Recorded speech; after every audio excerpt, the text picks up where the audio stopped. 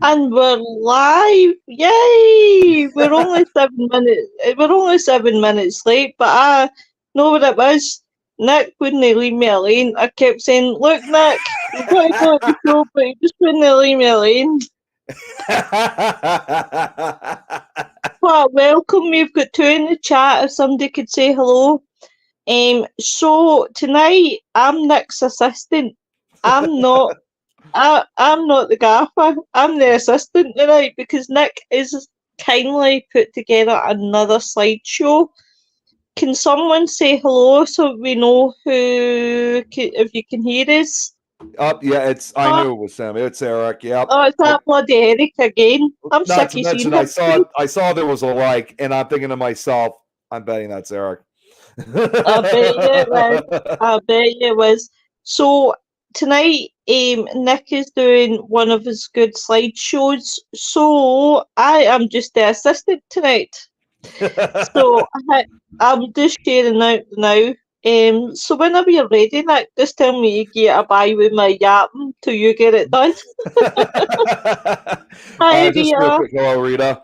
So this is going to be another special episode of To the Grave and Back, where I have another presentation that I'd like to present to all of you guys. Now, believe it or not, this presentation is not fully completed, but I have enough that will cover for us for the entire episode. Good likely chance we're probably going to have to split it into two parts. Of course, we won't be able to do part 2 next week because next week is Thanksgiving for me.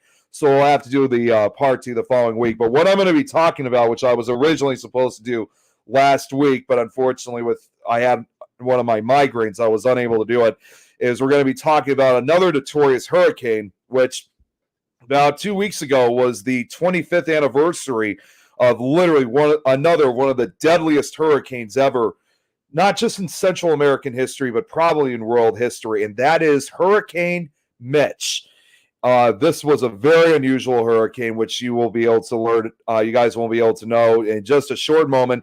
But before we get started, I just got two things I just want to bring up. First off, the majority of the slideshow is going to feature a lot of video clips, which, funny enough, I'm sure for those of you who grew up in the 90s, I'm sure a lot of, well, it's obviously still going to this day, but it's no longer the same.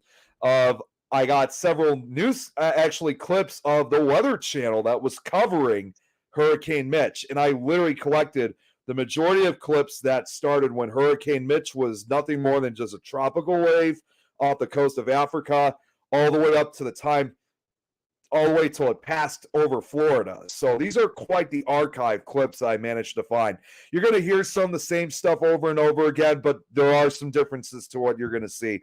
So, and I'm also very thankful to, I'm very happy, and I would like to give credit to the YouTuber who uploaded these clips, who gave me full permission.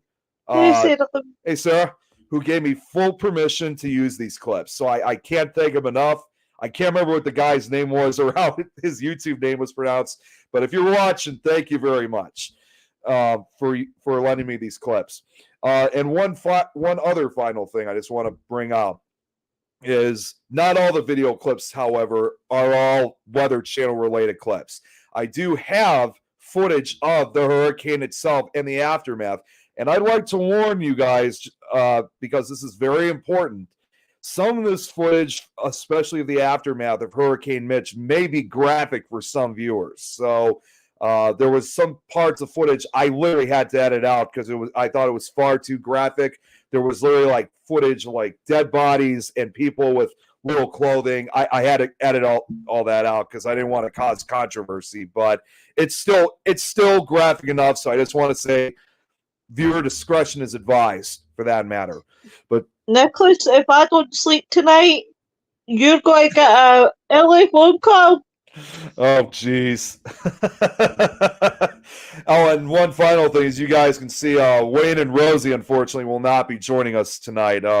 Wayne has been having an issue with his eyes, and Rosie, unfortunately, or maybe she'll surprise us. She had to bail out, so it's just going to be us two tonight. But yeah, most importantly, though, I just want to get the word out. But so, without further ado, Lois, are you ready? I'm born ready, love. You hit me with it. All right, so let's get started. I know it says 2 hours special on the slideshow, but we'll see how far we can really go.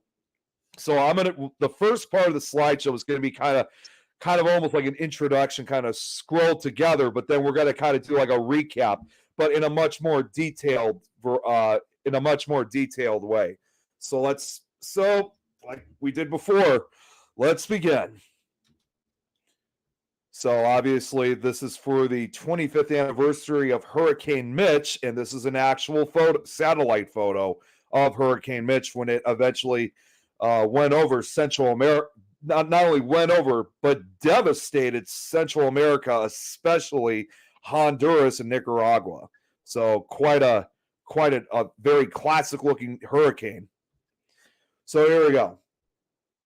This right here is the actual path that the hurricane took total. And it's just, I got to say, what a checkered life that this hurricane really had, that it developed all the way from near South America and went all the way up close to Europe. It's just incredible.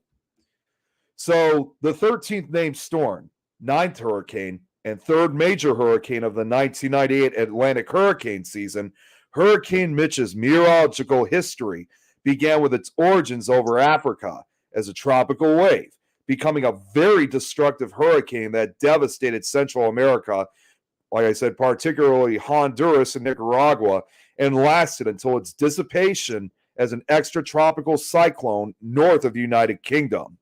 So that's definitely a very long hurricane or tropical system to begin with. So to start it off, October 10th, 1998, forecasters at the National Hurricane Center in Miami, Florida, are tracking a tropical wave exiting off the coast of Africa. It begins first as a remnant low, then a few days later becomes an invest.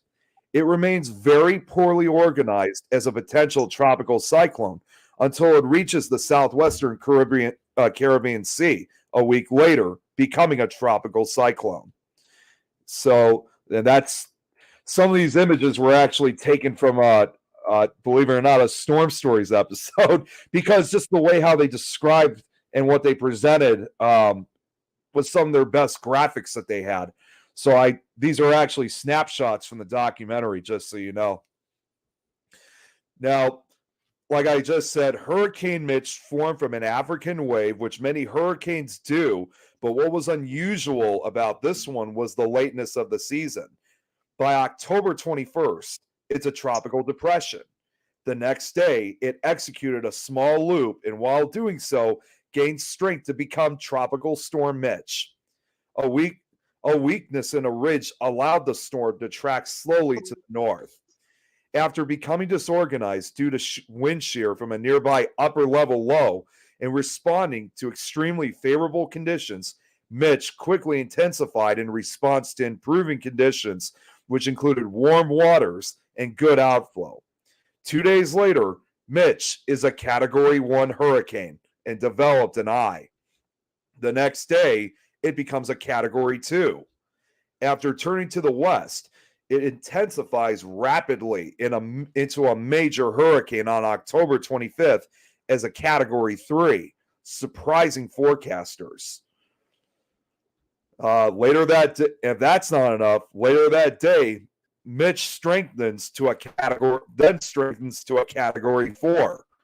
Hurricane Mitch then became a monster Category 5 storm, the highest possible rating on the Saffir-Simpson hurricane scale, the next day in the middle of the Caribbean near the end of October, which is a very rare event. I mean, nobody expected, here's the crazy thing, nobody expected Mitch to get that strong. Nobody expected Mitch to get that strong. Mitch will continue to defy and surprise in the days to come, and by the time it's finished, it will go down as one of the strongest, costly, and deadliest hurricanes ever seen in Central America and in world history. And Lois, if you got anything you'd like to say, feel free to say something. Yeah. No, do you know what? I find these intriguing as hurricanes, and nobody realises the amount of damage that hurricanes can cause. So I can only just imagine how much damage Hurricane Mitch done? Oh, definitely. You're going to find out soon enough. So I know that was kind of an introduction, but now we're going to kind of go a little bit more detail into the early stages of Mitch. The origin of Hurricane Mitch can be traced to a tropical wave, an elongated area of low air pressure moving from east to west that moved through Western Africa on October 8th, as evidenced by radio sound data. On October 10th, the wave exited the coast, and it continued generally westward without development due to strong wind shear. As the tropical wave moved through the tropical Atlantic Ocean after formation, upper-level winds prevented the system from strengthening. The wave reached the eastern Caribbean Sea on October 18th, and over the subsequent few days developed an organizing area of convection or thunderstorms as a remnant low.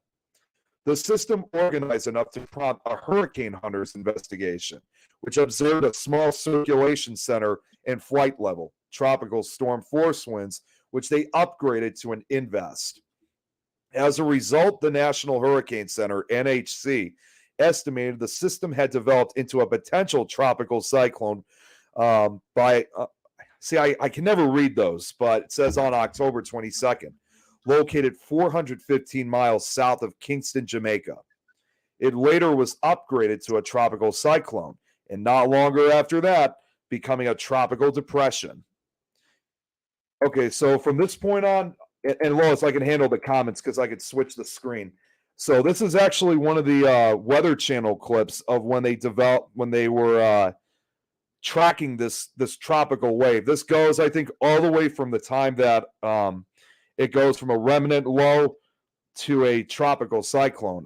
It is a long clip, but it's definitely interesting what they tracked, especially with the amount of weather radar they had at the time. So again, I'm sure this will bring back some memories for those who used to see the Weather Channel this way. So this actually will give me a break from speaking. So this is another reason why I have these video clips. So, but Lois, if you'd like to say anything even during the clip, go right ahead.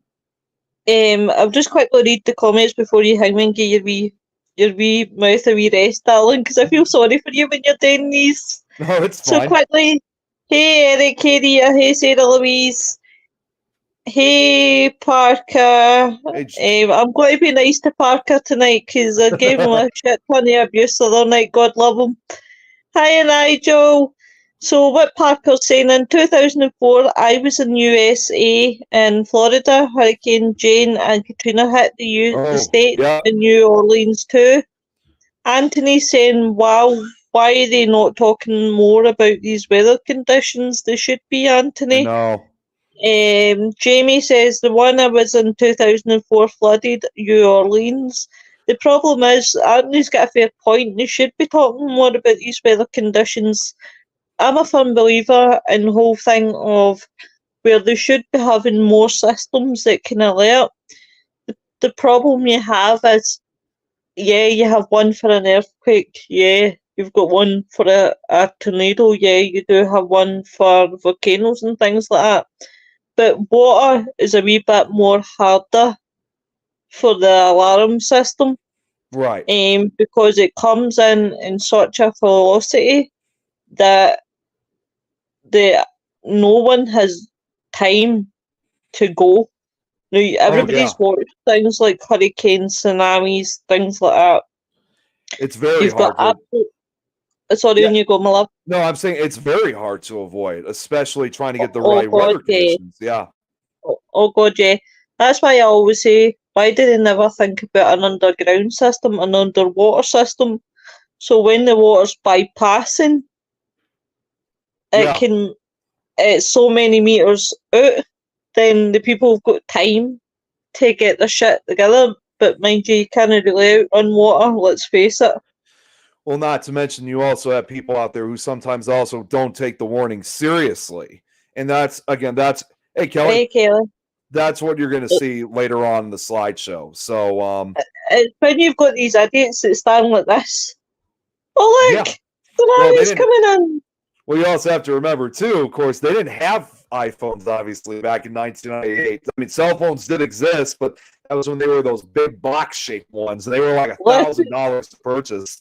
You had to be like rich to have one of those things. Listen, Nicholas, you were in nappies. I was 10-year-old at the time.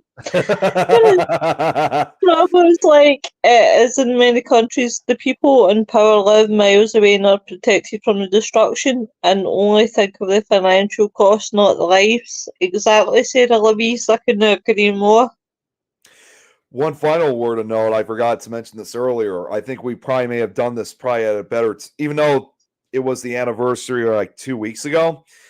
I think we probably could have done this at a better time because here's the crazy thing. I've been meaning to tell you this, Lois, but a few days ago, I was checking the weather reports, and it looks like there may be yet. They never really said exactly, but there might actually be a possible tropical system developing over Central America once again. So it seems like, in a way, that history's kind of repeating itself. I don't know if it's going to be obviously as strong as Mitch was, but that's also unusual for it to develop so late in the season. Oh God. Let's see the weatherman. I've not watched a weatherman like this in years. Yeah, it's different clips, so it'll go from one clip to another. Awesome. If I can see here. Hang on one second. For some reason it's not playing here. I think I might have left it on for too long. Let me try that again. That's never happened before. I don't know why it's here. I don't know what's going on, but for some reason the clip is not playing. Let me try something here real quick. No, you're all right. Let's all guess what the weatherman's thinking. Sarah Louise says the UK are already on the name storm of the winter. Do you know something, Sarah Louise? It's only going to get worse now. Where I live in a place called Ayrshire, and only when we had it last week, the place where I stayed before here was really badly flooded, and there's actually videos where the flooding is actually meeting them up at the back door. And it's only going to get worse, and I think, well, I can't actually say the word, but I'm going to go down another way, right? Because obviously Facebook is coming under the hammer of many words that you can't say, right? So everybody, I'll just say 2020, right? So since 2020, climate, I think, has changed because when we were all in our houses, see, I'm doing this the ways and screw you, Facebook. So when we were all in our houses, the weather was incredibly warm. And you would expect incredibly warm, cold winter. But when winter came, I felt it was still warm. Yeah. Like it wasn't nearly as bad as what winters should be like. Right. So I'm thinking to myself, as my brain works, climate change, is it changing? I think it is. The weather, since that's happened. And everybody's got to go away, don't talk fucking stupid. But nobody asked your opinion, dear. So, but I just think it's all weird. They are saying the UK could be having snow by the end of the month, especially Scotland. Listen, you've got 4 seasons in one day in Scotland, Sarah Louise, come on. You know what? I think I figured out what the problem was. I don't know what goes on sometimes when it comes to these presentations, but sometimes you kind of have to re-upload the clip. So I just got to put that put it back onto the page, and then we'll be good to go. So just bear with me for another minute, and we should be good to go. So that means we get to talk mere weather. So Scotland's just its usual, Sarah Louise, 4 seasons, one day. It's great, but we've had a lot of rain. Not that's unusual for Scotland, because when does it never rain? I know I used to go to Dress a lot. But I know what I love. Okay. I love when it's the bad weather because I love watching the waves come up over. Okay, I think we're good. I think we got it. Hang on. Let me just put the fade in again on it. I had to actually fix 2 clips, but fortunately, it's just like a 2-minute process to fix. So it's nothing major. Raining now in Wales. I wish I was in Wales. Watch the rain. Watch the rain. Watch the rain. Oh boy. All right, I think we're good. I think we can get back on track. The clip should play this time. So let's try this again. Second time lucky. Oh, here we go. With no sound, but we know it's Can you hear it? no. Oh, wait, hang on. He's like, is it finishing time yet? Yeah, it's sometimes I hate what StreamYard does. Okay, so I'm gonna try it. I must have done it the opposite way. Okay, so let's try.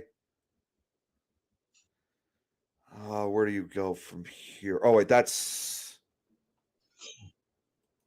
So back to the weather. Sunshine in Scotland as usual. all right. So okay, so to share audio, share tab. Okay, so let me see if let me know if you could hear it this time. Okay, fire it at me. Any luck? Nope. You may have to turn your volume up just a little bit because it might also be the age of the video.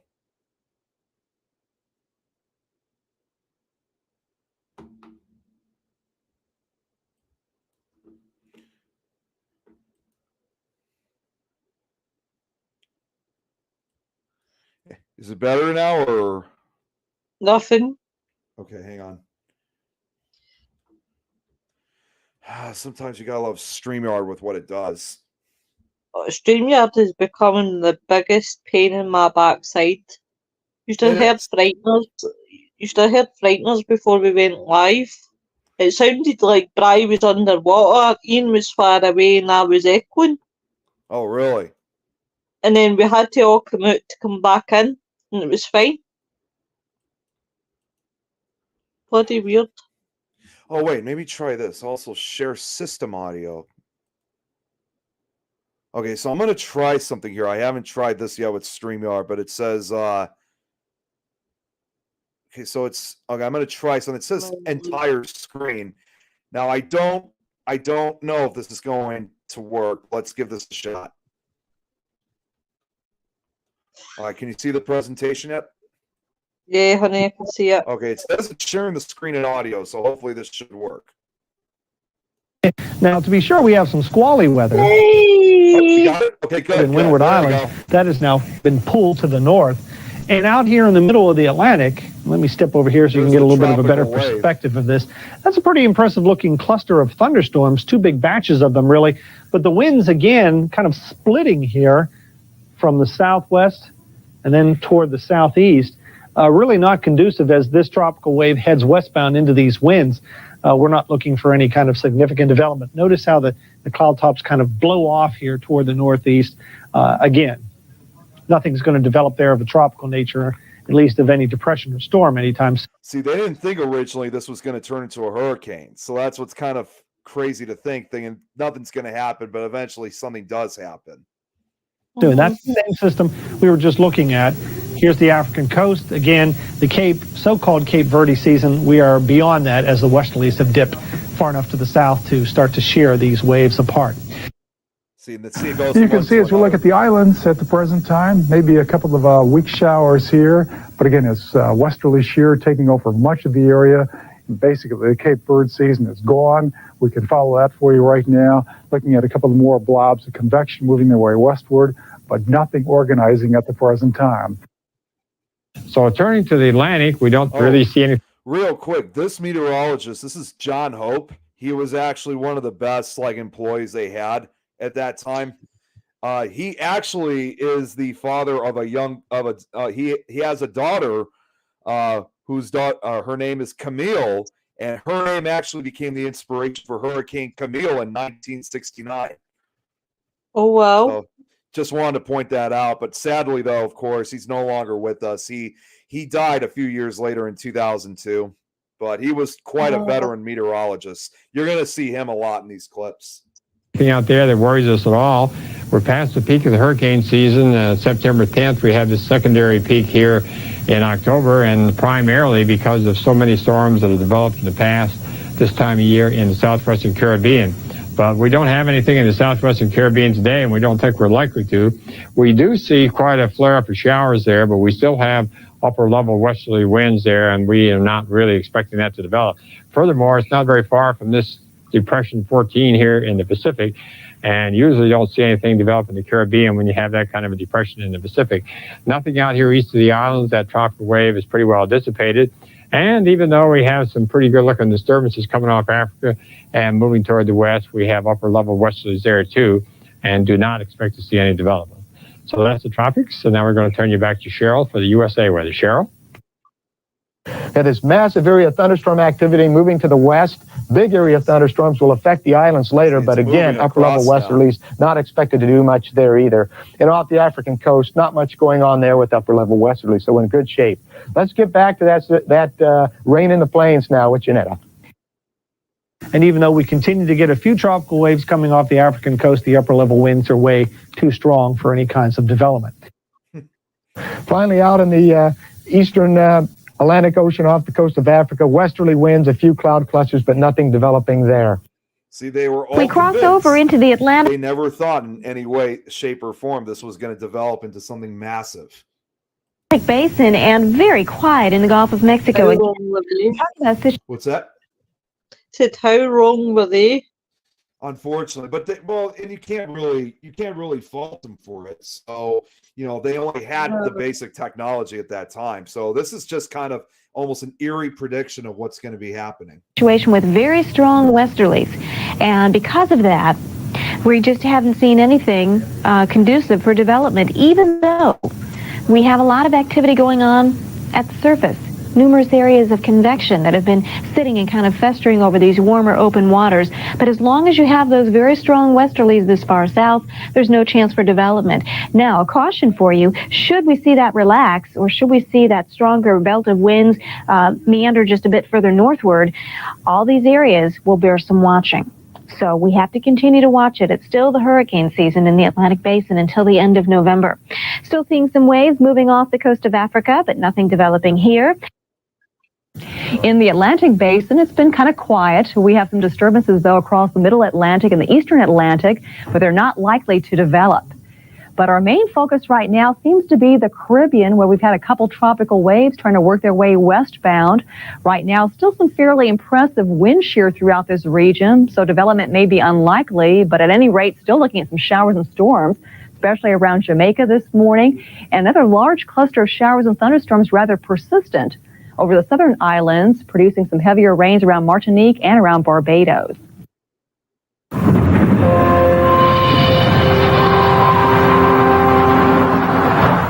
10 minutes till the top of the hour. Time now for Storm Watch. I'm Lisa Moser. Thanks for tuning in for this edition of Storm Watch. We are looking at a flash flood situation in parts of Texas. A flash flood warning has been issued for Fayette and Gonzales counties. This flash flood warning is in effect until 10:45 local time. The last report of rainfall very heavy at 2 inches per hour, currently moving through the vicinity. We'll continue to update you on the severe weather, but at this time it is to update you on our tropical weather update. We are looking at the big picture here. It has been a bit active this weekend across parts of the Pacific. We have some convection that has grown some across Central America and the extreme western areas of the Caribbean. You'll also notice out north of Venezuela and the Leeward Islands, we're looking at a disturbance here, well, a wave, and it's getting quite a bit of some shearing. If you just look at the cloud cover here, you'll notice these little fragment sections across the edge, and that's certainly an identifier of the shearing going on. Let's take a closer look out towards the Caribbean. Now, I want to point out that we have an old frontal boundary, and anytime we see an old front draping across the area, we kind of keep an eye on it. Water temperatures are still fairly warm. but the mid-level winds are being clocked at about 30 miles per hour. That's kind of strong, kind of fast wind, and so that's doing a real good job of doing that shearing. You'll also notice as we take a closer look here out towards the Leeward Islands, here's Venezuela, Tobago right here, you'll notice also, see this fragment? We're beginning to lose the daylight hours, and so we'll have to say goodbye to these visible imagery pictures and take closer looks at the infrared imagery the next time. Let's take a look first out towards the coastal areas of Africa. We had a wave to push over. I believe this was yesterday, late yesterday, and you'll notice it still has survived, and so we'll continue to watch this. But again, mid-level winds coming in, those westerlies are quite brisk, and so not very favorable for development here.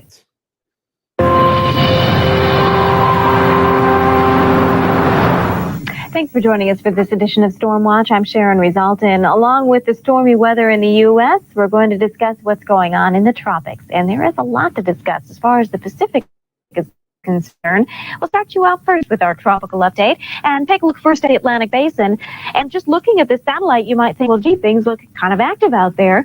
From a surface perspective, from a convection perspective, it is rather active. There's a lot to talk about with a little wave moving through the islands, another area here into the Caribbean, and another little disturbed area out here toward the eastern Atlantic. But you know something? The westerlies are so strong that none of these at this point in time have a chance to develop. Interesting to see that we've had a lot of convection across this area for the past week or so. And under that circumstance, usually we tend to watch this area very closely. Warm sea surface temperatures, convection over the same area day after day. But as long as those westerlies are very strong, we don't have to worry about any development. It's possible, though, that those westerlies could weaken with time, and that's why we need to kind of keep an eye on things and certainly not let our guard down. Into the eastern Atlantic we go, and we see a few more waves moving off the coast of Africa, but again, everything kind of getting sheared, and you can see how some of these clouds are getting pushed off to the east as the waves themselves try and move on westward. What's that? You can see how bad it's getting with every slide.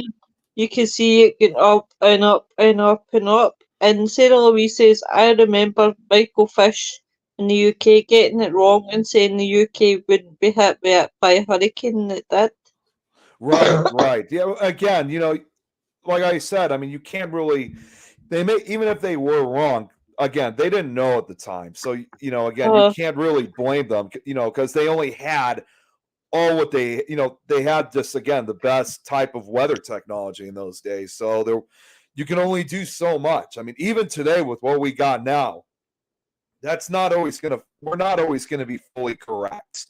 So do you know what? I feel sorry for the wee islands, because when you look at wee islands, I mean, it's amazing the amount of how a natural disaster goes across.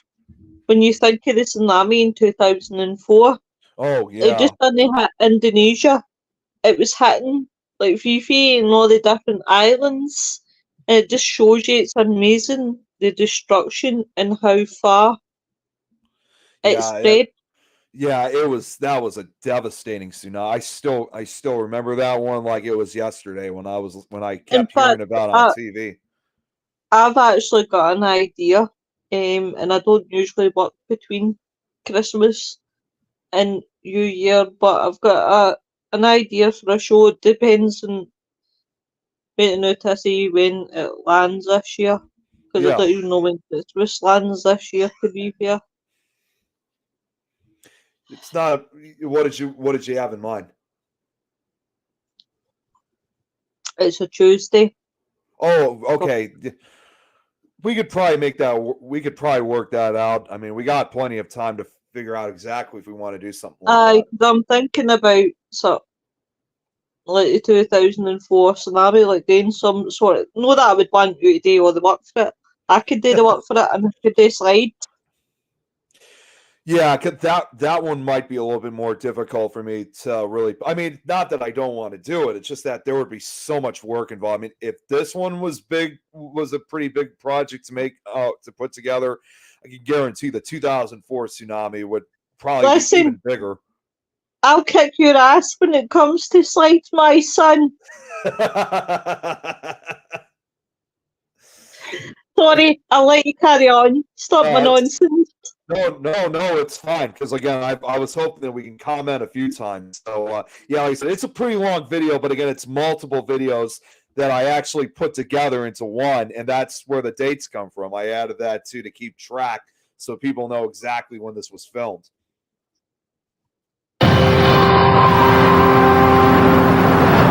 It's 10 before the hour on this Sunday morning. Time for Storm Watch, and in a moment we'll look at some heavy rain which continues in Texas with extensive flooding now, San Antonio to Austin, and the rains continue to come on down. That's one major weather story today. Let's begin with the tropics, however, and take a look at the Atlantic Basin first of all, which continues to be very quiet as upper level westerlies have dipped down into the tropical region and are making conditions unfavorable for any significant organization at this time. Out to the east, off the west coast of Africa, we see signs of the high-level shearing winds in the upper-level cloud elements moving southwest to northeast. So any tropical waves coming west in the mid and low-level easterly flow off the African continent are not showing any signs of organization. In fact, in the eastern Atlantic, the tropical season may just simply be over at this point. Here in the mid-tropical South Atlantic, again, watch the upper-level clouds streaming west to east, shearing winds, clusters of storms out here, lots of thunderstorm activity. However, with the upper-level winds so strong, it's unlikely any significant organization will take place. There's, in fact, a dip in the jet stream here, and there's another one out over the western Caribbean, which is shearing this area with southwesterly upper-level winds. So despite the fact we have impressive convection or thunderstorms, a cluster of them down here, it's unlikely that any further development will take place because of the upper-level wind field south of Cuba and south of Jamaica in the middle of the Caribbean Sea.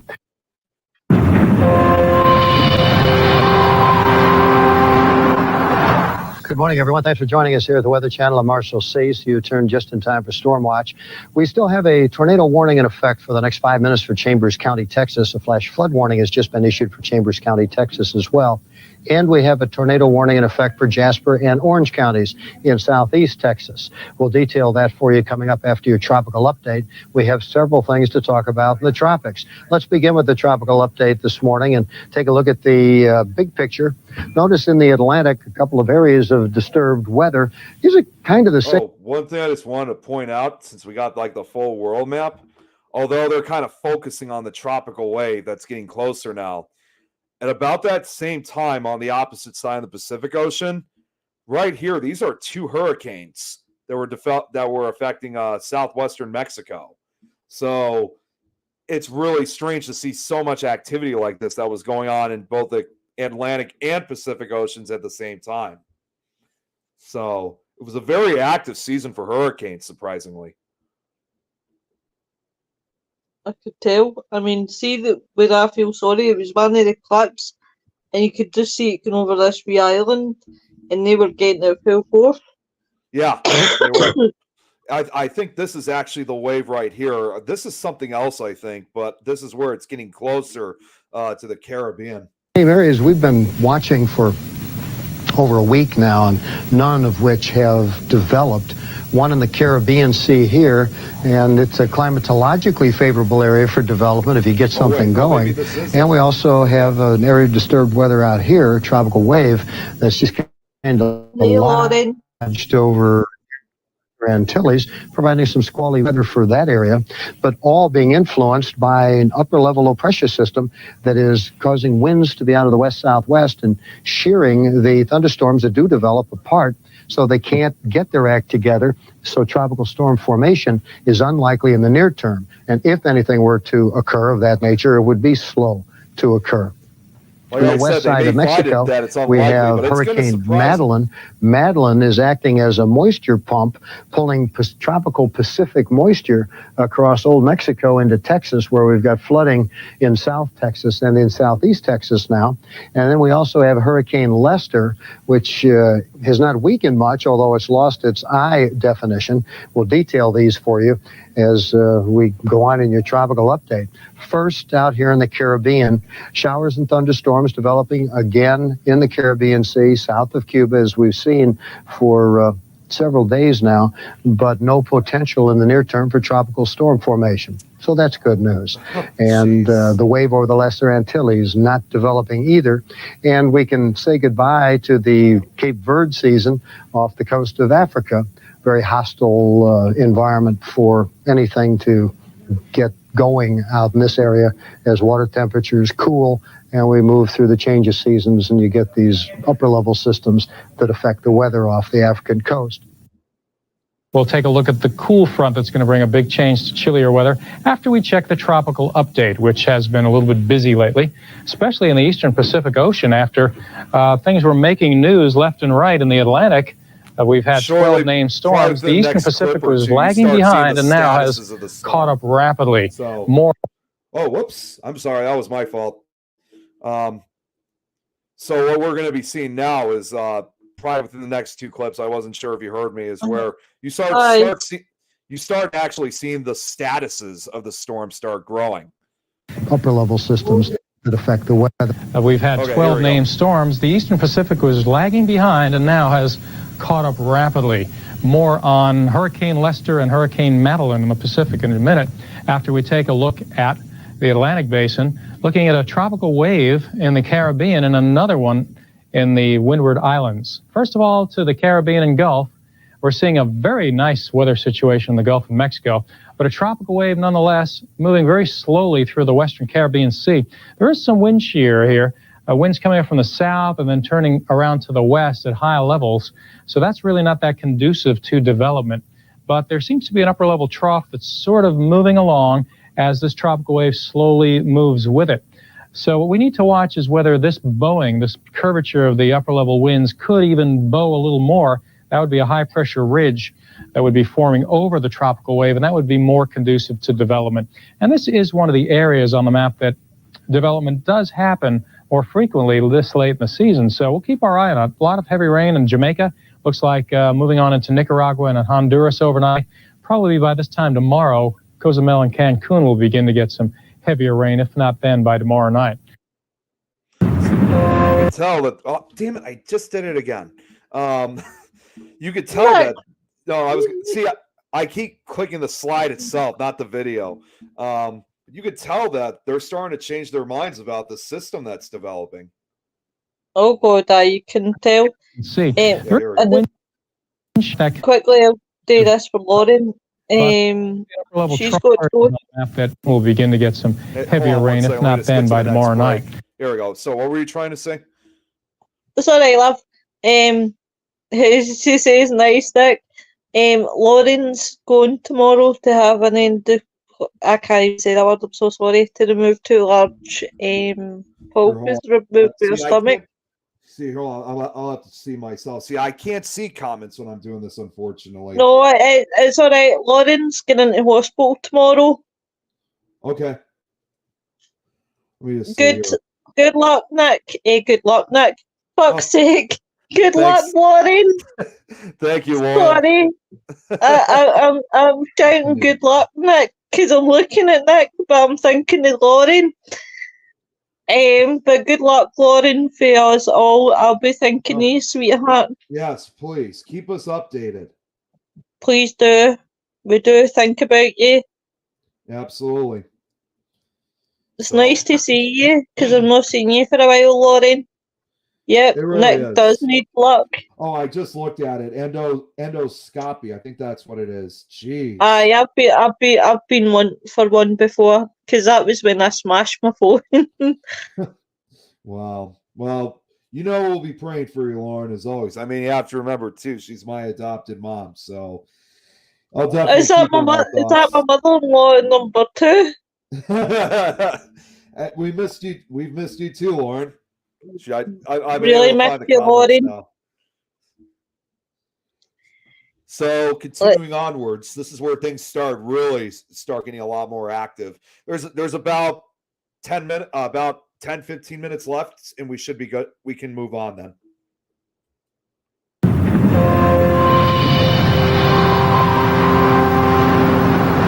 It's time now for a Storm Watch at the Weather Channel. We'll have a look at what's happening in the tropics and around our country. Let's begin to look, first of all, at our tropical update here. First of all, here's a map of great interest, including a couple of spots we're watching. Yeah, including not too far from the Pacific coast. We've got a couple of hurricanes we're looking at here. Also, right in this region here, we have an area of disturbed weather just being monitored. Also, right here, another little wave receiving a bit of shear, or is getting a bit of rip kind of going over the top of it, working right now to preclude any type of development. Let's hope that continues. It is expected to do so as far as that continues to keep anything from popping here. Actually, climatologically speaking, right now is not the most likely time of the year for the Cape Verde region to be a source region for tropical activity. These systems right through here, yeah, number of spots we're dealing with as far as that goes on a little bit closer toward the U.S. coast. In other words, not off the Cape Verde region. That's not the time of the year you really expect those systems to make that long trek across and really survive. A lot of systems we see this time of the year are actually systems that can even become a system over land. A batch of convection or a batch of storminess moves out, takes on tropical characteristics, and then begins to move back in. We've seen that happen a couple of times over the last few years. Even remember Danny last year. That was the way that thing moved along. Next tropical wave is in the western and southern Caribbean. Again, this is being influenced by stronger winds aloft, and at the moment, conditions are not favorable for further organization. Still don't think so. Down the road a bit, well, the upper level winds may let up somewhat. That would make it more favorable for organization. But even if something were to organize here in the Caribbean and move to the northwest, our computer charts in the long range suggest stiff westerlies coming down into the Gulf of Mexico with time as a dip in the jet stream develops over the eastern United States. So even if something were to develop here and move north, probably would encounter those winds and head right back out to sea. So that's one possible scenario in the next week or so. The Gulf of Mexico at this time, very tranquil.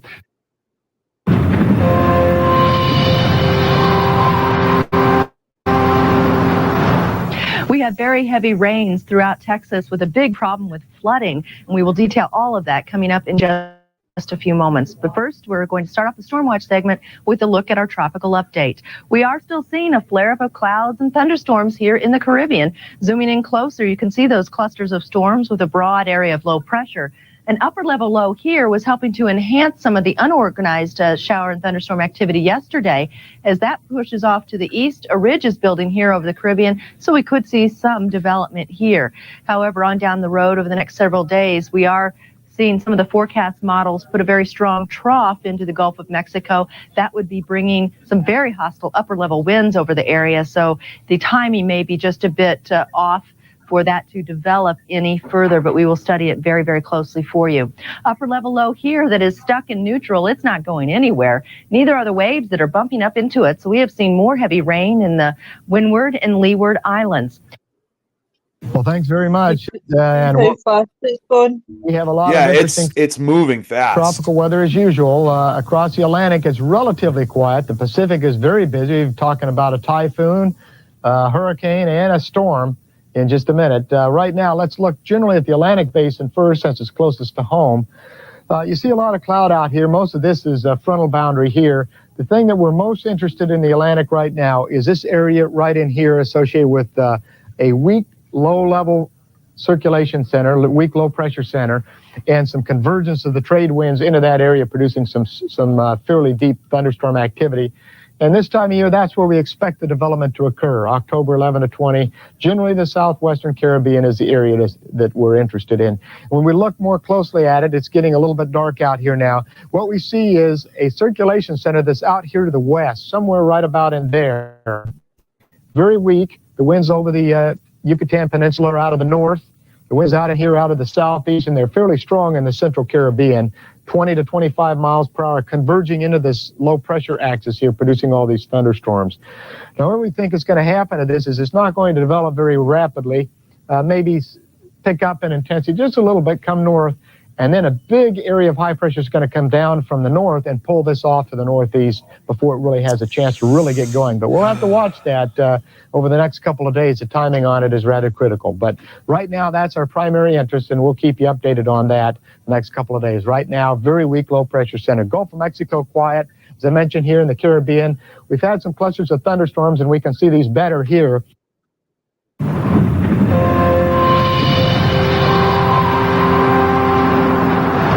And Stormwatch is sponsored this hour by Walgreens. Let's get you updated on the tropics. Then we'll talk more about the situation in Texas, which continues to be grim as the rain is still falling. First, though, the update from the tropics. We'll deal with the Caribbean and Atlantic first. Then we'll go into the Pacific and give you the latest on Lester and Madeline, which has now been might be the last downgraded clip of that day that to was shot. just a tropical low.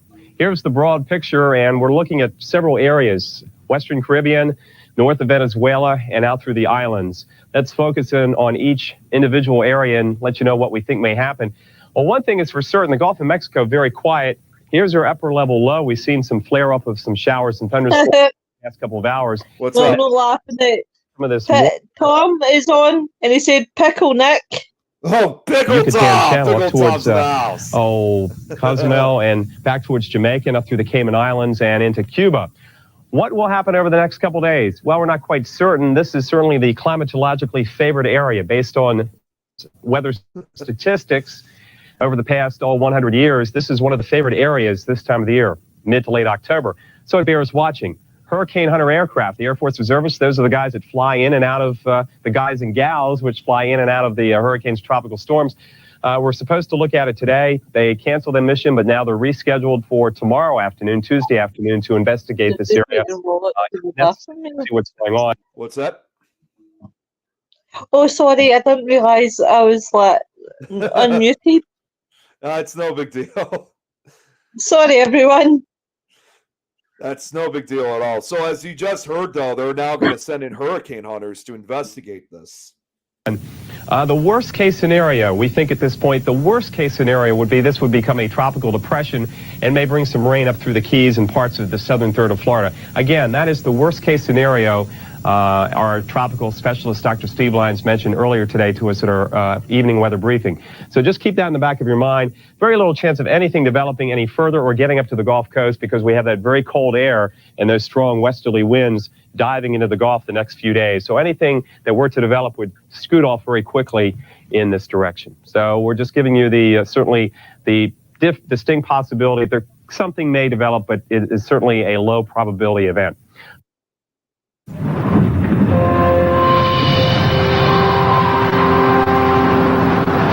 Time for Stormwatch at the Weather Channel, being sponsored by Rayovac. We'll look at our flooding rains that are still a major problem, disastrous into Texas.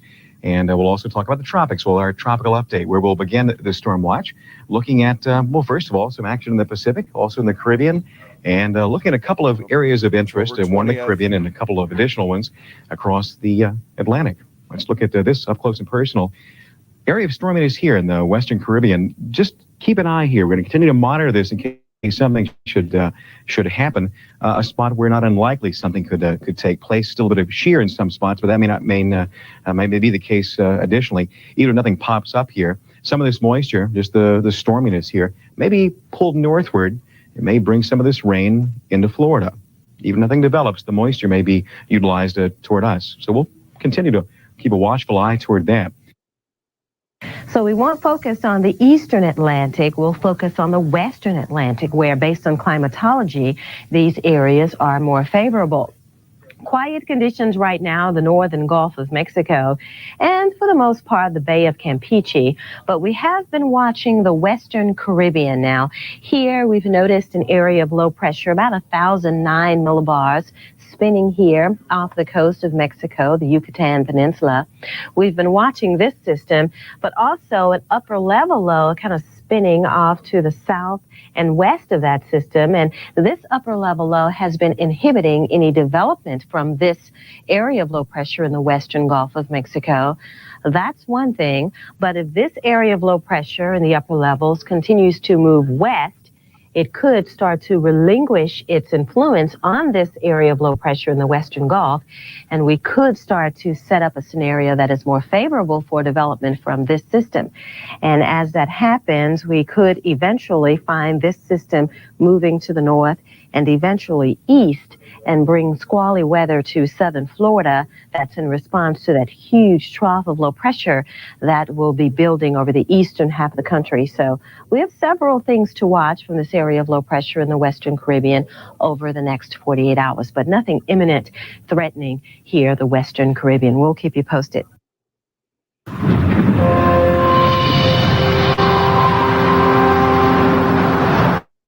Thanks for joining us for Storm Watch. I'm meteorologist Mark Mancuso.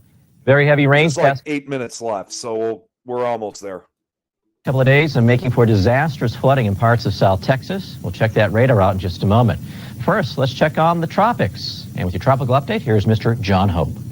Well, thank you, Mark, and glad to have you with us today. Well, in the tropics, we're in the third week in October. We still don't have very much happening in the way of any immediate development, but we do have 2 or 3 areas, 2 especially of interest. One is down here in the Central Caribbean, just north of Curacao and Aruba and Bonaire. Another one is here in the Northwestern Caribbean Sea, just coming into the Yucatan Channel. And I'll tell you, both of these are showing some signs of organization. The Hurricane Center was going to send a reconnaissance aircraft out there if necessary today. They're not sending one out, but they may send one out tomorrow, and they may send one down to this area as well. So we'll keep you updated on that. This is kind of unusual to see something down here this far south of the Caribbean. I'll focus on that more in just a second. Now, look at the climatology. This is the 11th to the 20th, and this is the last day for this. You'll notice during that 10-day period over 110 years that the big concentration was here in the southwestern Caribbean Sea. As a matter of fact, about half the storms that ever developed did develop there. But as we go into another 10-day period, you see we don't have nearly as many to begin with. We only have 40 storms, and we don't quite have that concentration. They're more scattered at random over a very wide area. Well, let's go ahead now and examine that area we talked about in the Yucatan Channel. We've been watching this move out of the Caribbean. It's moving mostly toward the west, and if there's a low pressure center here at all, we think it's over land in the Yucatan Peninsula, although it's getting stretched out pretty much east and west. And this is going to move toward the west, and it does have some potential, we think, for development in the next 24 hours. But down the road a ways, we're going to have a cold front come in the Gulf, and that might sort of be the end of that. So we'll just have to watch. Now, here again is the area we talked about in the Yucatan Channel, and down here, here are the ABC Islands. This has gone off to the west of there now, and there's really pretty good counterclockwise rotation there that we can see. And so we're watching that with a considerable amount of interest. They did briefly have some pretty good southwest winds even at Curacao this morning, and they picked up more than 1.5 inches of rain in a 6-hour period. That's kind of a dry island normally.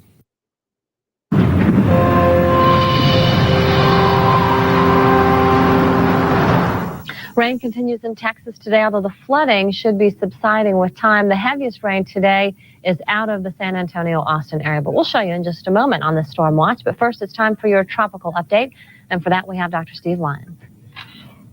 Well, thank you, Jill, and welcome to the Tropical Update. We've got a super typhoon in the Western Pacific, a hurricane in the Eastern Pacific, and a few disturbances in the Atlantic that we're going to show you today. Let's start in the Atlantic, and I'll show you a long loop here that's about a 2-day loop. We can see sort of the morphology of what's gone on here over the last couple of days. The big system that we've been monitoring here has been the one in the Northwestern Caribbean Sea here. And if you look at it, you can see that there's an upper-level low-pressure system that's associated with the surface low. The surface low is now right over the peninsula here, and the upper-level low is just to the southwest of the Yucatan Peninsula. So the upper-level low seems to be dominating the whole system right now and is associated with this big arc of high cloud that's not associated with big, strong, low-pressure center out there. Got a couple of other clusters out in here we'll zoom in on, and, of course, here's our hurricane out here in the Eastern Pacific. That's Hurricane Lester. Well, this time of year, keep in mind, this is now October 21st to the 31st, and what we see there is a rapid decline in the number of tropical cyclones, none of which develop out here in the Eastern Atlantic, most of which develop in the Western Atlantic and a few in the Caribbean and Gulf. So we're on the downhill climb now, which is good news, but we're not quite there yet, and in that process, let's see what we've got. The Gulf of Mexico here is fairly clear to the north. A frontal boundary coming down here. You can see it just south of Atlanta here, coming down toward Houston, and it's actually come down off the coast here. That's going to interact with this surface low, and it's going to prevent it from coming up into the central portion of the country, and it'll probably keep it from developing much as well. So we're not too worried about this, but we'll monitor it for you. A lot of thunder shower activity, and associated with that, some fairly strong winds here in these thunderstorms, gushing to over 30 miles per hour there in the latest observations out there in the southeastern Gulf of Mexico. As we go farther into the central Gulf, we have this area of disturbed weather here, and we've been monitoring. It was associated with an upper-level trough in here. That trough has very rapidly decreased, and I think we'll see a slow decrease in the thunderstorm activity as well, although we do have a low-level perturbation there, perturbation meaning a trough of low pressure there, but I don't think we're going to see too much out of this, but we'll monitor it for you.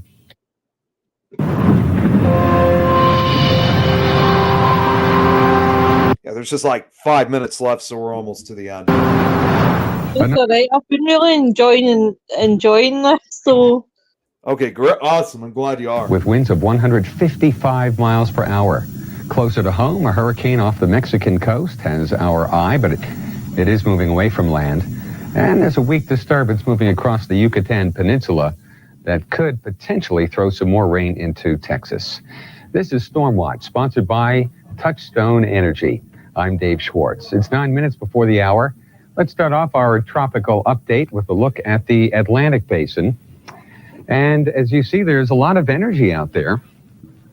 A big swirl to the clouds out here in the Gulf of Mexico in association with an upper level area of low pressure. Let's get in closer and have a look at this thing.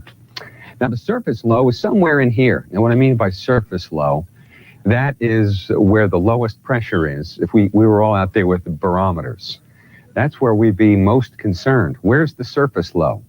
A hurricane is a surface low. A tropical storm has a surface low, the center of the spin, converging air, rising air. But the swirl, the general swirl that you see right here in a cyclonic counterclockwise fashion is an upper level feature. Down near the surface, at the surface low, there's very little in the way of shower activity. A couple of showers. Pressures have not been falling here lately, and we do not anticipate much in the way of development. Some strengthening is possible here over the next couple of days, but at the same time, there's a cold front that sits out here over the Gulf of Mexico. That will settle southward. This will come into contact with it, and that should just about be the end of any tropical development. A much stronger cold front heads southward into the Gulf of Mexico here on Friday. But there is the potential so that some of this tropical moisture could work its way into South Texas, where we've had so much flooding. There's also the potential that this might kind of hook a right as that next cold front comes down, hook up with it, and bring some tropical moisture here to Florida. That's one of the questions here as we work our way into the midweek. We'll keep you posted on that. Central Caribbean is showing all clear. There is a trough of low pressure, pretty sharp trough of low pressure, and some showers have fired up on the leading edge of that.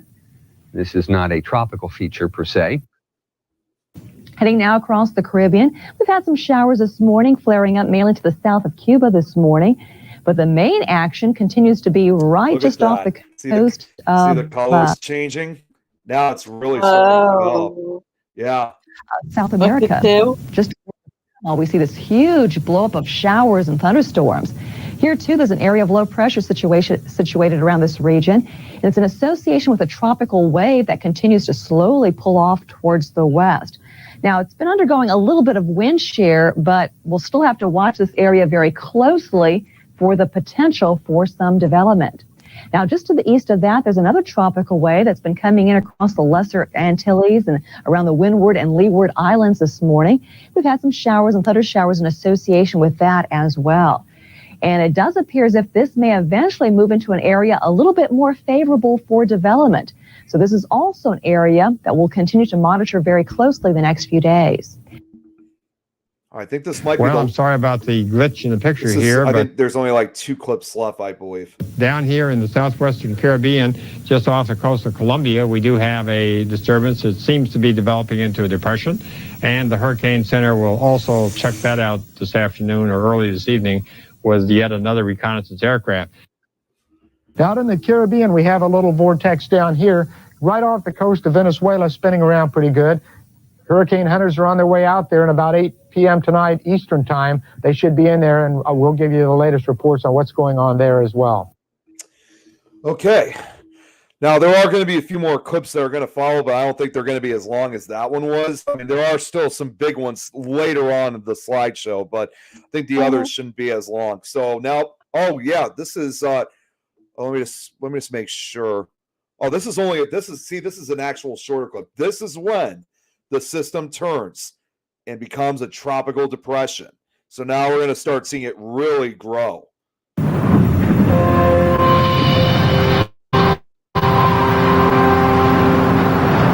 And we want to start off Storm Watch tonight with the tropics. We have a new tropical depression to talk about, and it could become a tropical storm, plus the latest on Typhoon Babs, and then a look at what is occurring in the States as far as severe weather overnight. First, let's check in on the tropical weather and get you updated on what's going on as far as Babs is concerned in all the tropics, if we can update those tropics now. And this tropical update is sponsored by Rayovac Maximum.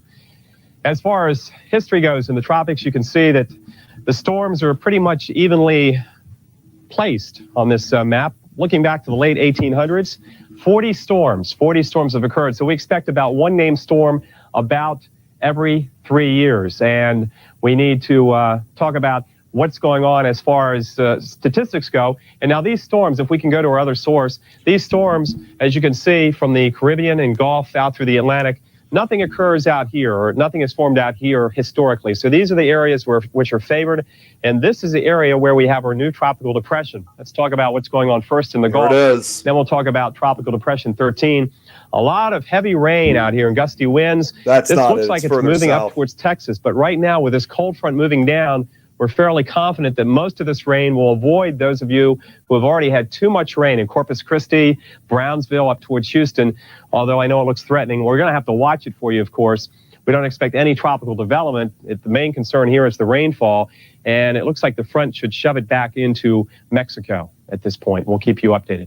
Now on to Tropical Depression number 13, latest in from the Hurricane Center, the first advisory written on this, and it is attacking winds of 35 miles an hour. Winds will be increasing, and we expect this to become a tropical storm during the day on Thursday. The Air Force Reservists, the hurricane hunters, will be out here looking at the situation again by lunchtime on Thursday, and it's likely that it will become a tropical storm. Winds now at 35, so it only has to go up a few more notches. The pressure is down to 1,001 millibars, and it's south of Kingston, Jamaica by about 360 miles. Here's Jamaica, Cuba, and Central America, and here is TD13. The center of the circulation is north of the area of showers and thunderstorms. Now, it's not an overly favorable environment right now, but it should become a little bit more favorable. And forecasts take this system off in this direction to the north-northwest or northwest over the next couple of days and intensify to a tropical storm. And then it could become a hurricane. So if you have any interest in the Cayman Islands or Jamaica or anywhere in the northwestern Caribbean, you need to stay tuned. And we will monitor it for you. Of course, John Hope and Dr. Steve Lyons, our tropical specialist, will be on top of this first thing in the morning, on Thursday.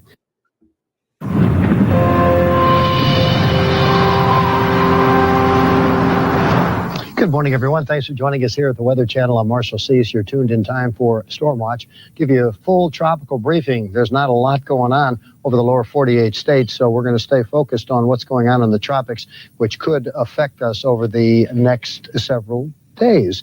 Now, the Storm Watch is sponsored by Walls, and they want you to know, and so do we, that we have some developments occurring to our south out in the Caribbean and the Gulf of Mexico. Last night, Tropical Depression 13 was named by the Tropical Prediction Center. It is centered at 12.7 north, 78.5 west, about 380 miles south-southwest of Kingston, Jamaica. Winds at 35 miles per hour. It's moving west about 8 miles per hour. Its estimated pressure at 1,001 millibars. Now, it's centered well to the south of the United States, but it is forecast to take a track that will take it first to the west, then to the northwest, and then perhaps a little more north-northwest.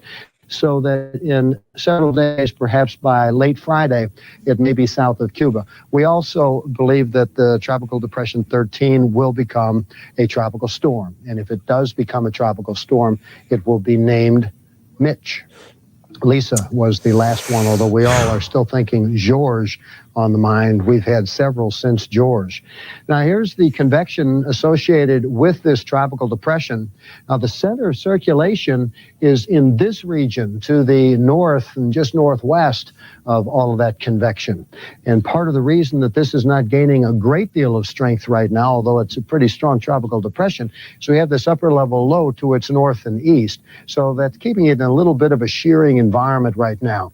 But this is forecast to lift out of the region, then a high pressure build in, and as high pressure builds in, we become even more favorable for pretty rapid intensification. So it is forecast to become a tropical storm, and then again head to the west, then to the northwest, then to the north-northwest over time.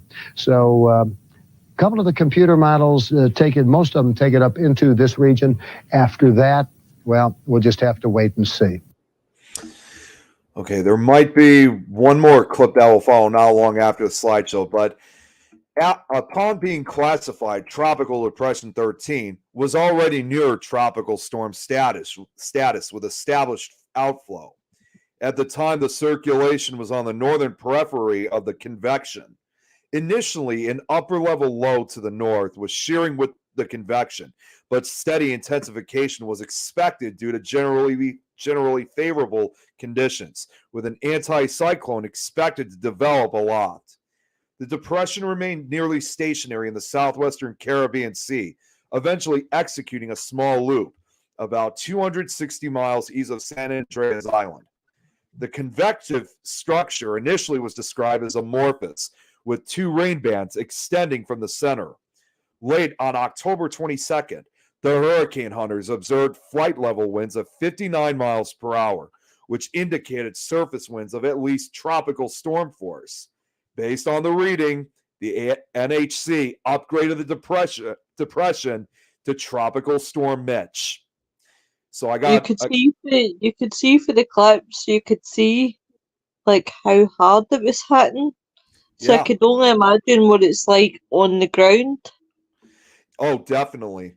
And this is probably, this is another short clip, so it shouldn't be too long. This is when it became Tropical Storm.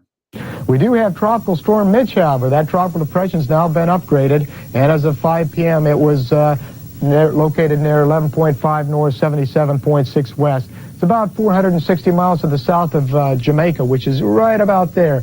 So it's about 460 miles south of there. And when we look at the satellite imagery, we can see a well-defined, what we call overcast. Now, this is a good signature for the general area of where it is, but with this infrared satellite imagery, it's sometimes hard to find exactly where the center is. But there's been aircraft reconnaissance flying in and out of here. They found some 55-knot winds at flight level, and that's why they named it Tropical Storm Mitch. The forecast is to take a gradual drift toward the northwest. So anybody in the general direction of the western and northern and northwestern Caribbean should pay special attention to this system over the next several days. It's forecast to become a hurricane in the next 36 hours as the upper level environment changes to be more favorable than it is right now. As we head a bit off to the east, we have a tropical storm Mitch, which is centered at 12.3 north, 77.6 west. That puts the center about 385 miles south of Kingston, Jamaica. The maximum sustained winds 50 miles per hour, moving to the north at 6 miles per hour, and the pressure 999 millibars. And here's a look at the satellite view with Mitch. And again, we are continuing to watch it moving slowly to the north. We think it may take a turn more toward the northwest gradually, and there is a possibility that it could strengthen as well. So certainly interest in the Western Caribbean. Want to keep a real close eye on that, and even points to the north and west. We'll want to keep an eye on it as well. Best thing to do is just monitor the situation at this point, and as things develop, we will keep you updated here at the Weather Channel. So just keep checking back in with us, and we'll give you the very latest information. Again, you can see Jamaica to the north, and again, we'll watch it for you and let you know what occurs. We do have a tropical storm Mitch, upgraded yesterday from Tropical Depression 13. It is centered at 13.0 north and 77.5 west, about 345 miles south of Kingston, Jamaica. Its winds have been upgraded now to about 60 miles per hour. It's moving north at 7. Its barometric pressure has dropped a little, indicating some strengthening. It's estimated at 997 millibars. Here's the circulation. You can see it pretty well around the center. Now, appears as though the convection waned overnight and fired further to the north and east of the center of circulation, but is still excellent banding features here. The banding to the south is being cut off by a mid-upper level trough low pressure to its south, but that should retrograde, and as it does, a ridge of high pressure build in. So we do think that this is going to strengthen to hurricane status within the next 24 hours. Now, it's forecast to move northward and then northwestward. And although there are no hurricane or tropical storm advisories that have been issued yet for some of the islands here, folks that have interest in Jamaica, the Cayman Islands, in that area of the Caribbean need to monitor this situation closely because Mitch is forecast to become a hurricane. Very close to do so. Well, it's time now for Storm Watch. A little bit later on, we'll talk about some more freezing weather likely for early morning tomorrow across the western Carolinas into northern Georgia. It looks like for much of the Appalachian chain in general. But now we're going to check on the tropics, getting busier once again, Pacific side and also over the western Atlantic basin. And with more on that, let's go to our hurricane expert, John Hope. Well, thanks a lot, Will. Glad to have everyone with us here today. And tropics are getting a little bit more active. We have Tropical Storm Mitch down here in the Caribbean. We have a low pressure in the southwestern Gulf of Mexico. And we have reconnaissance aircraft on the way to each one of those disturbances right now.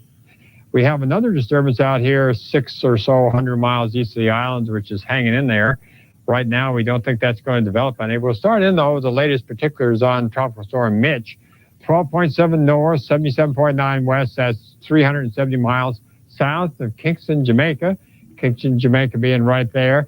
And once again, it isn't moving very much. It's just about stationary. We don't expect it to move a whole lot today, but after that, we expect it to begin to move a little bit toward the north. Now, we want to reiterate, though, this is not getting any stronger this morning, but we believe it still has the potential to do that. And one thing that's happening this morning, I should point out that we don't see quite such a concentration of heavy showers around the center as we did even 24 hours ago. And we think we know what the reason for that is. The outflow is being retarded a little bit on the western semicircle of this storm because of upper level westerly winds. But we believe that's just a temporary situation, and that's going to change and allow this to develop. It may delay its being a hurricane, but we still think that this does have potential to become a hurricane. Again, we want to show you that we don't have much of a concentration of these deep reds around the center, and that at least leads us to believe that it's not going to increase very much today. This, though, is going to move toward the northwest and maybe back toward the west, and we are afraid that this could be a serious situation in the northwestern Caribbean Sea. It's too early yet to say whether or not it might eventually affect the United States, but anytime you have a tropical storm or hurricane in the western Caribbean headed north, folks along the southeast part of the United States ought to watch out and check it out once in a while.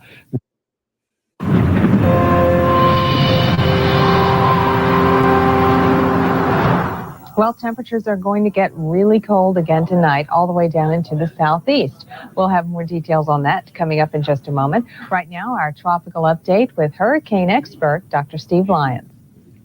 Well, thank you, Jeanette, and welcome to the Tropical Update. We still have some things out there to talk about, and one of them is our tropical storm in the Caribbean Sea.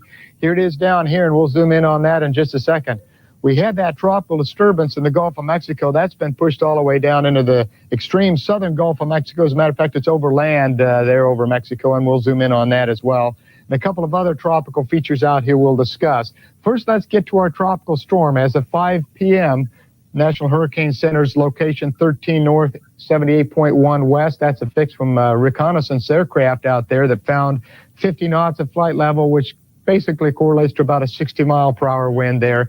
Right now, nearly stationary, and we can see that by looking at our satellite imagery. Here it is. It's barely moving. a little bit dark out there. You can see some relief from some of these clouds, the texture associated with them. You can't miss the center of circulation there. The good news is it's stationary. It hasn't changed in intensity too much. And one of the primary reasons for that we can see on our infrared imagery. Notice these upper-level cirrus clouds moving from the west right into the system. This air is relatively dry and relatively cool, and that's keeping the system relatively unable to develop at this stage of the game. However, that scenario could change in the next 24 to 36 hours, and we could expect this system to increase in intensity to hurricane force. It's not too far away now, but it's going to be a slow mover the next 24 to 30 hours and probably slow intensification over the next 24 hours anyway. We'll keep you informed on that. There's 2 clips left. Oh yeah, the sound was lost briefly on this. It'll come back. Tropical There we situation. go. A number of systems. We have, first of all, a typhoon to talk about, a tropical storm in the Pacific, as well as one into the Caribbean. Let's have a look at all of our tropical action now with our tropical update as we begin the storm watch. Look at the cool air coming up in mere moments. But first, let's talk about things not so close to U.S. shores, yet of interest nonetheless. Tropical storm Mitch, winds around this thing sustained, or winds inside here, sustained at 60 miles per hour. It's making some motion, although be it slow, north-northwest, around 3 miles per hour, 997 millibars. That's its present pressure, 320 miles to the south-southwest of Kingston, Jamaica. You can see it's a reasonable proximity here, and that's why we're watching with such great concern. It has been making kind of a northerly drift. I mean, you can hardly call that really moving at 3 miles per hour, although it is a bit, but just very, very slowly drifting a bit northward. It is expected over the next few days to take somewhat of a north to northwesterly track. There is also the chance as high pressure builds aloft. Now, that's one of the things you have to have when you have high pressure building aloft. That creates a stable environment, kind of a safe harbor, if you will, for some sort of pre-existing spin like this system to get beneath and find a safe place to get a bit stronger. The upper level conditions were not favorable at one point for continued intensification. That now has changed. You can look here and see the a brighter white here indicating the kind of the central dense overcast area of this, the stronger part of the storm. Another vantage point on it shows from the look here where you can see the convection from the enhanced infrared satellite. For example, you see those darker reds right there? Those indicates the spots with the highest coldest cloud tops. When it's enhanced, that will indicate that for you. This is a pretty sizable system. Again, because it's moving very slow, it's very important to continue to watch the Weather Channel to see which way it may be drifting next. But again, right now, the official forecast, more of a north to northwesterly direction. Okay. So, when Mitch was upgraded to tropical storm status, it had a small radius of maximum winds, only 9 miles at flight level. A trough moving through the eastern United States weakened a ridge to the north, allowing the storm to move slowly northward. Additional ridging was forecast to build behind the trough, which would turn Mitch to the west to an area near the Yucatan Channel in 5 days. Significant intensification was initially hampered by the upper level low to the northwest, generating wind shear over Mitch. As a result, the convection weakened on October 23rd, despite an otherwise improving cloud pattern. Tropical cyclone forecast models anticipate significant strengthening to winds of 115 miles per hour once an anticyclone aloft became established.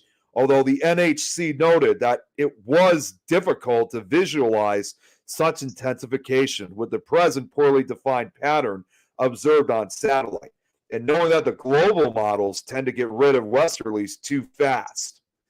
After about 12 hours of being disorganized, the thunderstorms reformed early on October 24th after the upper level low weakened and shear diminished.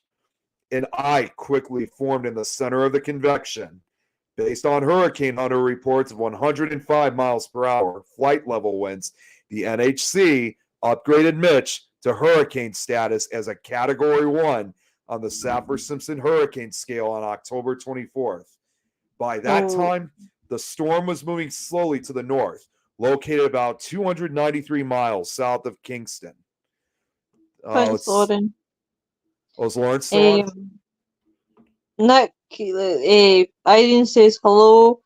She says, yeah, the weather sucks, and for all of us in the Pacific and the Atlantic, it's freezing cold here, and we had more earthquakes in the winter, and that's hardly happened. So it's unpredictable as hell. It is, and you know what? I didn't even say this before. I think actually Rita asked me about this last night when I was doing Nick Files, but we actually had an earthquake here in Illinois yesterday. It didn't necessarily. It didn't affect us. We didn't even feel it. It was a 3.6 magnitude earthquake, and that sounded like to me it was kind of more down central Illinois. I'm really surprised we didn't feel it, but I think I already know exactly where the culprit of what caused this earthquake. Lauren's and that's still here. Oh, she is. Okay, great, awesome. I'll tell you what, Nick. Do you want to do another 5 minutes? Yeah, this next clip is only like 5 minutes, so we should be good to go then. And then we'll do part 2. Obviously, no next week because it's Thanksgiving in America. Please remind me every day to next week that it's Thanksgiving, or I'll forget. Definitely. Yeah, I kind of figured by the first part it was going to be like watching a lot of video clips, but by the time we get to the next part, you start seeing them diminish. You're not going to see them as much as we're doing tonight. So I just wanted to put that out there clearly. So yeah, this would probably work out because it's about 5.5. This is about 5-minute clip, so it's perfect. So I'm not wearing you. I need you for next week. Oh, no, for the week next week, the week after. It's no big deal. Let's hit it, brother. What's that? Sorry, I lost track. I lost focus for a second. I was reading the comments too on the phone. Listen, are you going to stop putting me down, Nick? You don't need to. You don't need to text me. I'm talking to you. Lauren's asking what everybody's plans for Thanksgiving. Well, Thanksgiving, I'll be doing the show with Wayne. That's my Thanksgiving. As far as Thanksgiving for me, I mean, I actually am going to be working that day, but I'm intentionally working that day because it's one of the few days where it's actually fun to work. I'm going to be dressed up in my Thanksgiving gear. So just like I did with Halloween and some of the other holidays, I'll be dressing up and only work until 1 o'clock though. So, and of course you get extra pay when you're working on a holiday. And later that afternoon, early evening, we're going to my mom's side of the family, my aunt for Thanksgiving. So for Thanksgiving dinner. So it should be fun. Looking forward to it. Lauren's working as well. So okay. I'm coming over to Thanksgiving. I would love to spend Thanksgiving in America. It's a very special holiday. It really is. It's truly a holiday. I mean, obviously, hence its name. It's a holiday where, you give thanks for certain things. So, which of course, by the way, I am going to be making another holiday music post for all you guys. So you'll definitely receive a tag from me real soon. Nick, I know what you're grateful for. You're grateful for finding a good-looking Scottish lassie like myself.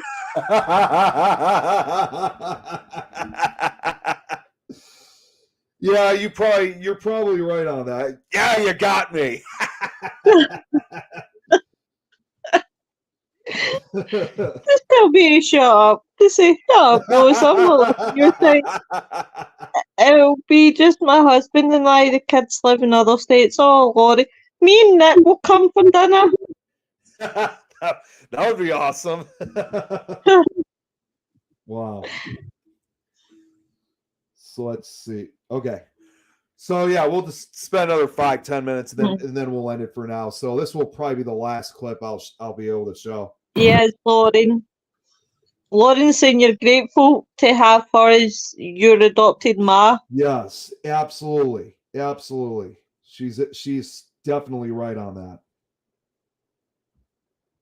Thank you, Lauren. Okay, so this is now where it becomes officially a hurricane. Well, it's time once again for our look at Storm Watch. We'll talk about some windy weather across much of the Sunshine State for the upcoming day, dry weather for much of the country, and a big storm lashing the Pacific Northwest. But now we're going to feature the tropics and a brand new hurricane as well. We'll show you, first of all, the entire Atlantic Basin from the Gulf of Mexico, streaking right across the Caribbean and all the way over towards the coast of Africa. And you can see looks like conditions fairly decent over the Gulf of Mexico right now. We're looking at a couple of weak waves again over the Caribbean, but this is what we're going to have to really be concerned about. That what used to be Tropical Storm Mitch. As of 5 o'clock this morning, Eastern Daylight Time, it's been upgraded to Hurricane Mitch. And the very latest advisory on Hurricane Mitch, this is it, 14.3 degrees north, 77.7 degrees west, or about 250 miles to the south-southwest of Kingston, Jamaica. Top sustained winds now 90 miles per hour. It's really been cranking up overnight. And again, really intensifying rather rapidly. We think that trend's going to continue, at least a slow to moderate strengthening. Northeasterly bound now at 6 miles per hour. And the pressure has dropped a few more millibars down to 988 millibars. This is it right here. It was drifting off towards the north. We think eventually now it may start drifting more towards the northwest in time. And after that point, well, it's just pure speculation what's going to happen. Some of the computer models take it right up towards the Yucatan Channel, right in through here. Others take it right across Jamaica, which tells you just about at this time, 4 or 5 days down the road, we still have to worry about just about anywhere over the Western Caribbean. And not count out the United States either, especially near the eastern Gulf coastal states and much of Florida. This could still have an impact on you folks sometime down the road, but still way too early to let you know what's going to be happening. But we do have a hurricane right now in an area which is climatologically favored for this time of the year, and something that we will have to watch. Watch the deep convection. Wow. Yesterday morning at this time, we saw the center of circulation very well defined, but most of the deep oranges and reds, the very, very strong thunderstorms, were missing, basically gone. That was because it was very close to an upper level storm, which is back to its west. That was creating some wind shear and really knocking the system apart.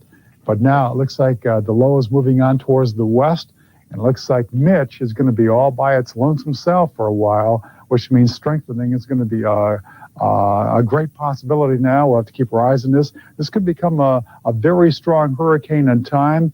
Of course, Jamaica right there, very close to the action. Got Cuba off to the north, and you've got Hispaniola and Dominican Republic, of course, off to the northeast. So again, just to get your bearings, exactly where Mitch is at the present time, well to the south.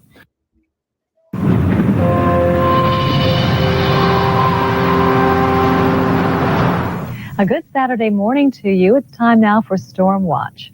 And our forecast for today does feature a chance for a few strong thunderstorms. And coming up in just a moment, we'll show you if those thunderstorms could be impacting your weekend forecast. In the meantime, though, we want to focus in on the tropics. It's time for the tropical update, where we have a lot of interesting weather, a far more active weather pattern taking place. We have 3 very distinct areas that could be rather problematic. First of all, we see a large mass of clouds poised over the southern Gulf, more cloud cover across the Caribbean. Yeah, the satellite picture showing us a very well-defined hurricane. Also, we're going to see a little ragged eye trying to form here. You can see the brighter shades of oranges and reds, indicating some very deep convection, a very strong central dense overcast right around the center of circulation. This is also showing us where the heavier rains are occurring, where the squalliest weather is occurring. Really good outflow as well. Now, yesterday, Mitch had kind of a hard time because there was a trough of low pressure just to its north that was causing some wind shear. But then overnight, the wind started to slacken off, and Mitch really underwent some very strong and rapid intensification. And that's why it was classified as a hurricane earlier this morning. Now, the forecast calls for the chance for further strengthening, as the wind shear again will probably be minimal. And we certainly have some very warm sea surface temperatures across this region. So conditions do look favorable for further strengthening to be taking place. Here's our latest visible satellite picture of Mitch. Again, you can kind of see an eye right about there. That's the center of circulation, and all the good banding right around the center of circulation. Now, you might be asking yourself, where is Mitch going to be going from this point on? and it's still a big question mark. Some of the forecast models have it continuing to lift off towards the north. Others kind of take it more towards the northwest, heading over towards the Yucatan Channel. And at this point, we really don't know for certain. So what we're advising is that if you have any interest in the Western Caribbean, if you have any interest, maybe family or friends around Jamaica, maybe around Cuba or the Cayman Islands, you definitely have to monitor the situation very closely, and we'll keep you posted with the very latest information regarding Hurricane Mitch. Okay, so we're just going to continue on until like the next clip, and we'll probably stop there then. So shortly after becoming a hurricane, Mitch began undergoing rapid deepening. It developed a strong central dense overcast fueled by low shear and warm water temperatures. The eye became better organized, and after the anticyclone became established, the hurricane developed well-defined outflow in all directions, becoming a Category 2. Early on October 25th, Mitch intensified into a major hurricane, which is a Category 3 on the Saffir-Simpson scale. By that time, the hurricane had begun turning to the west due to an intensifying ridge over the Gulf of Mexico. With what the NHC described as an ideal environment for strengthening, Mitch continued rapidly intensifying into a Category 4. In a 24-hour period ending late on October 25th, the barometric pressure fell 52 millibars to 924 millibars. While it was strengthening, Mitch made its closest point of approach to Jamaica, passing about 230 miles west-southwest of the island. The NHC noted the potential for weak steering currents when the hurricane reached the Western Caribbean, and the agency anticipated a general northward turn toward the Yucatan Peninsula. This is probably another clip. Yeah, it is. So we're going to have to probably stop here though. But things Bye, Lauren. Oh, Lauren's heading up? Going to cook dinner. I hope everybody had an amazing Thanksgiving with beautiful memories with family and friends. It's great. Always great having you on here, Lauren. Thank you. Always great. So, yeah, because the next clip I even just looked at, it is another one of the other long clips, and I think I'd rather save it for another episode. Right. Well, we'll stop here because I think you've done really, really well. I just want to thank. Honestly, I just want to say these video clips actually kind of helped me out a lot because I wouldn't have to. It actually saves me the trouble of always talking so much. So this really helped me out a lot. You talk? Never. No, but I know what you mean. Definitely. But I just want to thank Nick again for all the hard work that he does for me. I do appreciate him more than what he knows. Especially doing these slides. So I really do appreciate him. Tomorrow night, guys, we have Darren Dykehouse for Frighteners. I think that's how you pronounce his second name. What's his last name? Dykehouse. Yeah, I think you got that right. In fact, if you remember when we had Joe on, who Joe now is part of the network, as we know of. It's great to finally have him on with us. And Joe, he actually needed my my co-hosting assistance a few months back. He needed help with doing his show. And that show, when I was helping him out with that one co-hosting, we had Darren on. So I actually know Darren really well. So it'll be great. Well, Darren's coming on to Frighteners tomorrow night. So it'll be good to have him, find out who he is.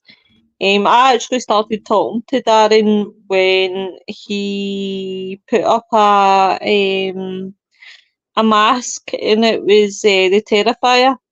Oh, and I was the Terrifier, yeah. Yep, I know exactly what that is.